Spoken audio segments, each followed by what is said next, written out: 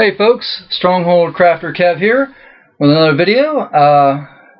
Welcome to my channel, and this is actually going to be a different kind of video. This is going to be not a chronicle, but this is going to be a tutorial about courtyards. I'm going to show you how I do it step by step, and this is just the first video of a series of videos. So I'm going to show you how to take one of these nice foamular boards you can get from Home Depot or some other place and turn it into a board like this. Yes. So feel free to subscribe. Lots more to come. And I'll see you in a bit. Okay, so we're talking about courtyards in this video.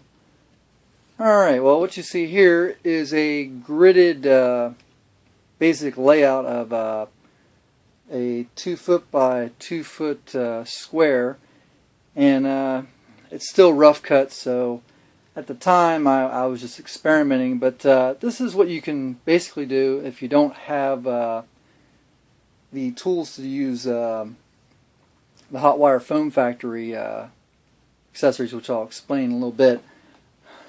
But basically what I did was I took a ruler that's about 3 feet long and laid it down, and then I took my Sharpie and I just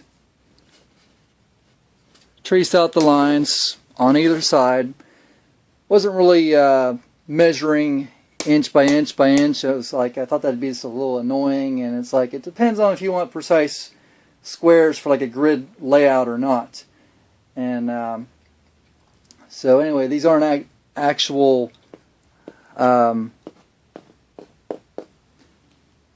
perfect inch squares anyway. And so after I did all that, which took a little bit of time to mark it all up, and I then took a simple hot wire hot knife. I got this at Michael's, and I basically laid it down at the edge with it on, of course, and just traced it down the lines very slowly, very carefully.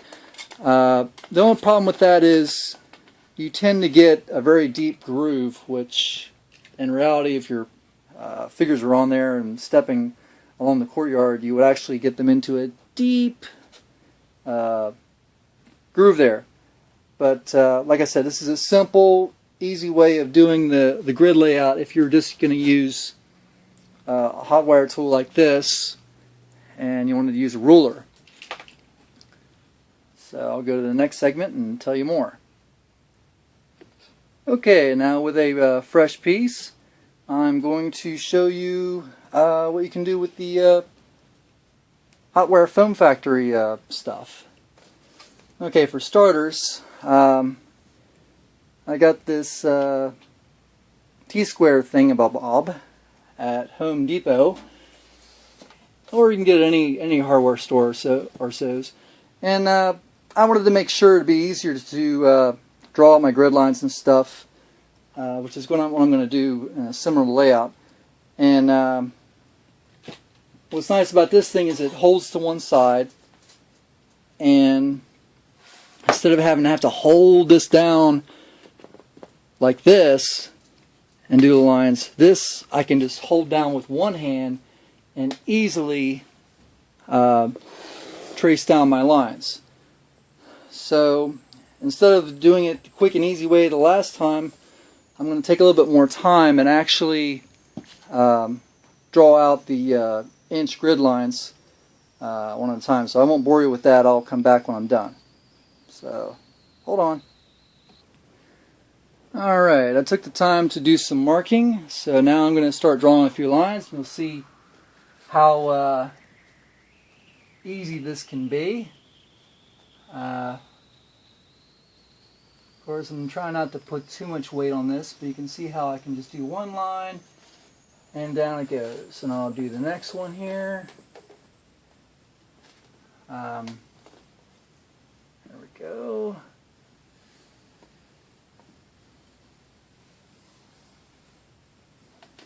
And it helps if you have a fine point Sharpie.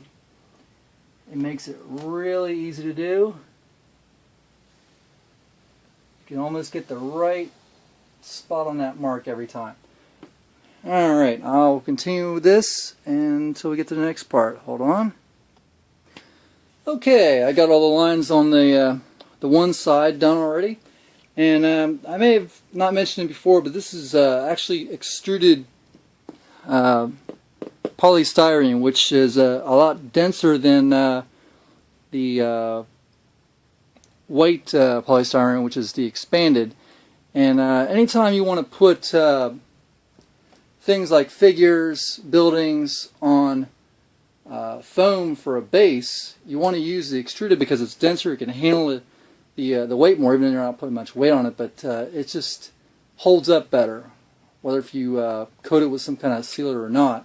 Overall, but that's all about preference. If you're making something for like a lot of gameplay or whatever. But anyway, I will continue here.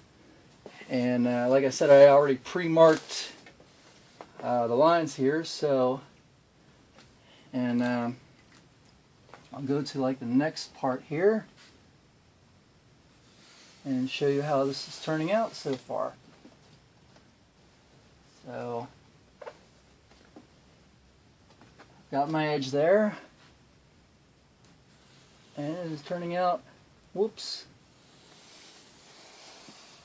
beautifully. Now it doesn't matter how dark the lines are, they're going to be cut through anyway, so just make sure you can actually see them. Now this is going to be somewhat of a smooth texture on here, but that's okay. We can rough it up later and make it look more stony looking. And if you can see here, there's some divots and dings, and which is fine. It's just practical damage and stuff anyway, so it's no big deal. We can still work around that. It'll just look better when it's all done. So I will continue this and we'll go on to the next step. Okay, that part is done. I'll try and bring this in a little bit closer, and you can see how it turned out. It actually turned out pretty good. And this stuff dries pretty fast. It's been like less than a minute, and you know, the marker's not rubbing off or anything. Now if you also notice that these boards have flaws. Not perfectly square like they should be. But then again, when the people pack these up, stuff happens. That's okay. It all depends on what you're looking for. If you want something nice and square and nice and neat, what you can do, now that you have a nicer edge here, once the grooves are done here, you can go back and actually cut off a section for whatever you want.